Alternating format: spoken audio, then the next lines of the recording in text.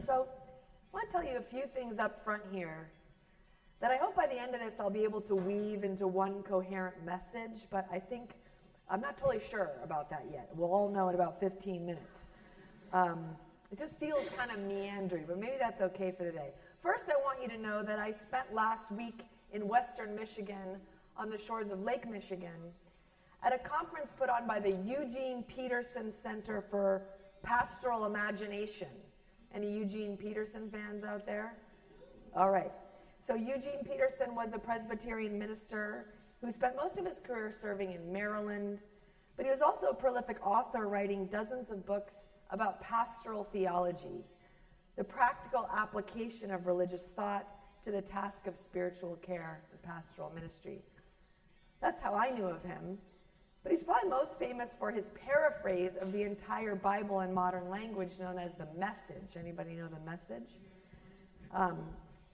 So he wrote the Message and a bunch of other things. Upon his death, this center was founded in his name, which was aimed at restoring or maintaining the pastoral imagination. And the symbol for the center is this beautiful silhouette of a kingfisher bird diving with some other imagery representing the word and the sacraments and that sort of stuff, all based on a poem that I don't understand at all by Gerard Manley Hopkins. Okay, so the Eugene Peterson Center for Pastoral Imagination, that's how this started. If you know me, maybe you know why that got my attention. I love nothing more than the imaginative. And so I went to this conference. Now, as to what the conference was about, I'm not sure I know, even having gone. The whole thing was very amorphous. I'm not sure if this was intentional or not, but I know it had something to do with beauty, and it had something to do with Calvinism, right? This very particular strain of theological thought that comes from French-Swiss reformer John Calvin, which was really a surprise. I rarely encounter people who are actively thinking about Calvinism, but apparently Western Michigan has a lot of people who are thinking about Calvinism. I think those of us who came out of the Reformed faith don't find this a surprise. So the keynote speaker was Marilynne Robinson. Anybody know Marilynne Robinson? Acclaimed author of both some theological essays and also novels, including Pulitzer Prize-winning Gilead, which follows two aging ministers in the small fictional town of Gilead, Iowa, as they try to make sense of their families, their legacies, and their faith. So that's what I was up to last week. And I'll also tell you, while I was there, I was reading a book that Donovan and Nat kindly lent me, probably like 9 or 10 months ago, if you're wondering if I was going to return that. Yes, eventually. The book is entitled The Book of Living Virtuously, Weekends Off by Teresa Jordan. The project was originally a blog about virtues, loosely based on Benjamin Franklin's attempt to codify a list of the most important moral attributes in a person and a citizen. And those reflections are now gathered into a book, which is a delightful and surprising and meandering rumination on various virtues and vices and how they are lived out in the modern age. Okay, that's all just context for what was going on as I was walking through the lobby of the church where the conference was being held. And there was this little sort of shop, right, like with books by Eugene Peterson and Marilynne Robinson and others. And I saw there in this shop this absolutely beautiful coffee mug. It was like this deep blue ceramic mug. It appeared to be handmade. On this side was this beautiful design of this kingfisher bird that I described earlier. And I had this jolt like, I should get this coffee mug to mark this important moment that I had, renewing my imagination in Western Michigan with the spirit of Eugene Peterson and Gerard Manley Hopkins and John Calvin and Marilynne Robinson and Benjamin Franklin, right? And if you're thinking, this makes no sense, like that's right. And what I'm inviting you to do is sort of dwell in the senselessness of it with me for a moment, how I suddenly needed this coffee mug. And what's especially absurd is if you've ever been to my house and seen my current kitchen cabinet, you know it's just overflowing already with coffee mugs. Like, too many mugs, more than anybody could use if we had everyone we know over to our house. Like they're all stacked up on top of each other, and sometimes they fall off the shelf when you open the door. And the way I know we have too many is that we've never like run out. You know, sometimes you run out of glasses because they're all in the dishwasher. No, we've never run out of mugs, ever. They're endless.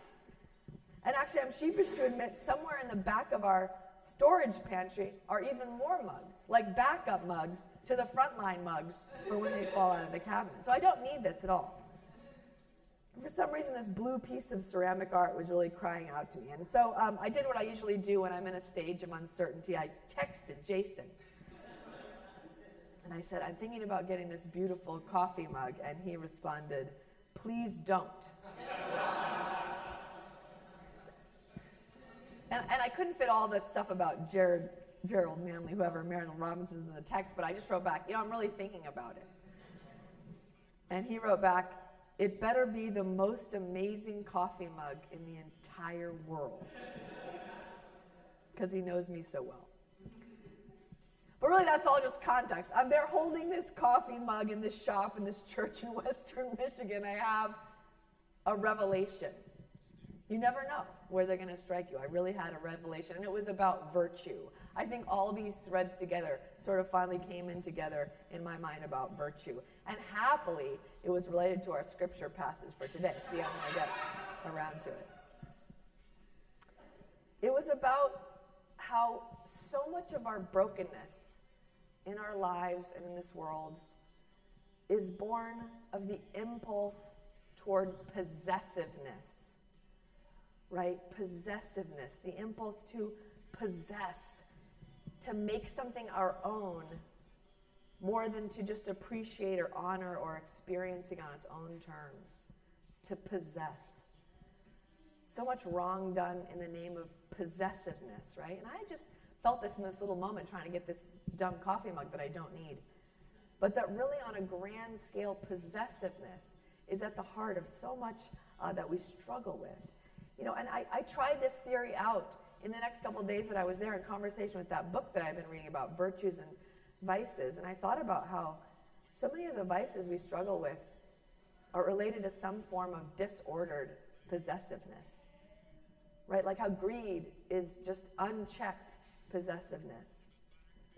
And how lust is like our desire to possess somebody else in some certain kind of way.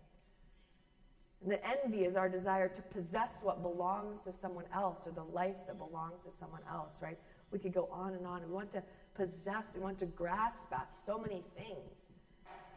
We want control over the people that we love and our reputation. Sometimes we want control over the conversation or the power in our community. We want to grab it and hold it. Of course, then as I was thinking about coming in today, I had to recognize that some of the worst sins we've committed as a culture have also been related to possessiveness. Possessing other people in the form of chattel slavery rent so violently the witness that all humans are created in the image of God, that we, the ancestors of both the enslaved and the enslavers, are still alienated in some sense from our own divine image and trying to find our way back to it in spite of its history. And of course, there's this possessiveness of land, right? An effort falsely cloaked in faithfulness in statements like the doctrine of discovery. This idea that has forever ruptured the holy relationship between people in that land in ways that we can probably never repair, though we do try. And I was thinking about how, of course, the ill effects of this possessiveness can broadly be characterized as dispossession. Something hopefully many of us are thinking about this weekend as we approach Indigenous Peoples Day. And consider how indigenous communities across the world have become dispossessed, not only of their land, but of their language and their spiritual habits, their cultural rituals, their generational knowledge, and in many cases, their personhood. And those of us who inherited the ancestry of possessiveness has been dispossessed of our sense of ethical responsibility, our connection to place and person. So dispossession is the ill effect of possessiveness, sort of a pox on the soul, both of those who possess and those who are possessed. Which is so interesting because it's exactly what Jesus is warning about in this strange parable about the barns, right? And maybe you've heard this parable before about the guy who has so much, his fields produce so much, he decides what he should do is tear down his barns and build bigger barns. And there's a way of reading that. You could think, well, hey, that barn building guy was just a pretty shrewd investor, right? That guy could get a job at Vanguard tomorrow as some kind of advisor, right? Making sure that he had enough. Which is fair, I guess, but I think if we read really closely, we hear that the critique here is not necessarily of the overproduction itself, but of the belief that possessing such excess is the thing that will bring us peace. You hear that in this landowner's internal monologue. I will build these bigger barns, and then I can finally rest. Then I can finally be happy. But right, it is not so. The landowner dies that very night, the parable tells us. And this whole thing is followed by this extended reflection by Jesus. This is one of my favorite passages in all the Gospels about the lilies, right, of the field. This extended reflection by Jesus on what could best be described as the importance of holding things lightly. This is about how the birds of the air and the lilies of the field are beautiful and happy despite possessing nothing. And the underlying conviction here is that we can hold things lightly because God is holding us tightly. The underlying conviction here is that God appropriately possesses all that is. And so we need not grasp onto things as though they are our salvation, but instead we can trust that our salvation comes from God who possesses all things. So I've been thinking about that as I've been coming back from Michigan, and how do we hold things lightly? How do we learn to do that? How do we eschew possessiveness in favor of expansiveness, in favor of generosity and giftedness? Started thinking about what are the things that I am clinging to in my life, right? Coffee mugs, but bigger things too. What are the things I can't hold lightly but can only hold with a certain kind of possessiveness that kind of points to a lack of faith? All this reminds me of a little book I know some of you here are familiar with, The Serviceberry by Robin Wall Kimmerer, who also wrote Braiding Sweetgrass. In The Serviceberry, Kimmerer, a scientist, professor, and enrolled member of the citizen Potawatomi Nation, considers how we might learn from our indigenous neighbors a system of economy grounded in reciprocity, interconnectedness, and gratitude. Essentially, she talks about how we learn to hold things lightly in ways that heal the earth and ourselves and our human relationships.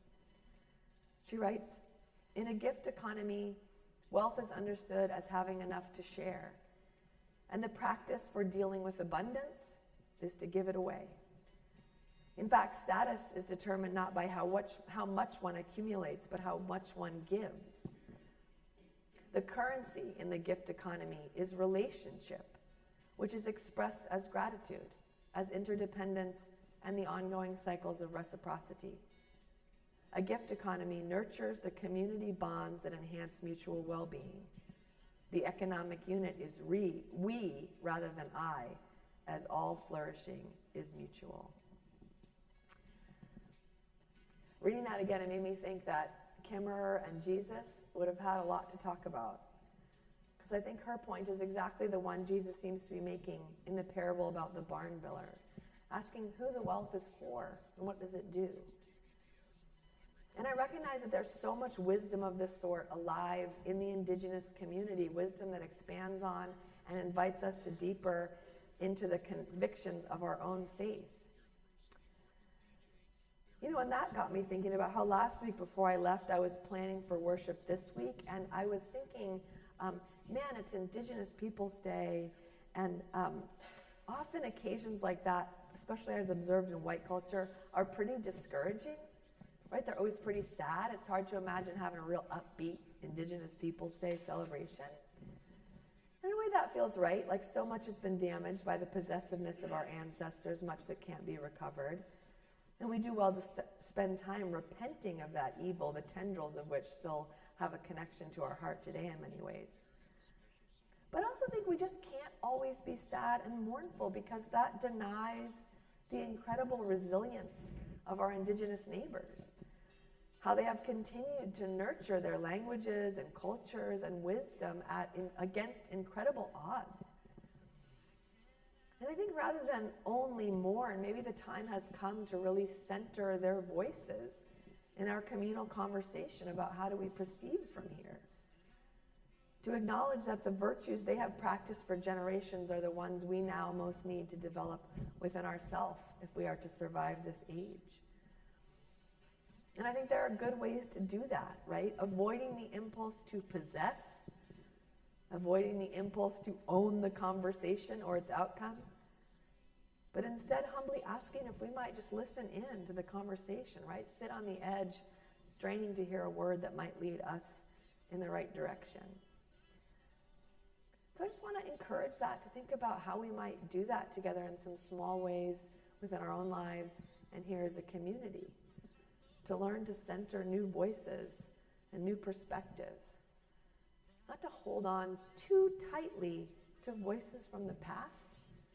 Maybe that's just coming from the fact that I've heard enough of John Calvin for a while, as it turns out. But to turn with open hands to our neighbors and to hear their wisdom watching over us as we imagine the world as God would have it. You know, I recently learned that while in Western culture the kingfisher bird is a symbol of a very precise hunter, in indigenous groups such as the Indians of the Northwest Coast, it is known as a symbol of abundance, of love, and of fertility. And maybe perhaps we need that perspective more. You know, if we feel like we're in an eddy and the wisdom that we've been using can't get us out of it, perhaps that means our map isn't the right one for right now. Perhaps it's time to recognize how God has gifted this world with so many different perspectives for our different times and different circumstances. And if we can't find our way in Western Michigan, maybe we can find our way right back home, listening to some of the voices that are right around us and might bless us with a way forward. I want to end with a poem by Joy Harjo, U.S. Poet Laureate from 2019 to 2022, the first Native American to hold that position. She writes in this poem, "The world was once perfect." Once the world was perfect, and we were happy in that world. Then we took it for granted. Discontent became a small rumble in the earthly mind. Then doubt pushed through with its spiked head.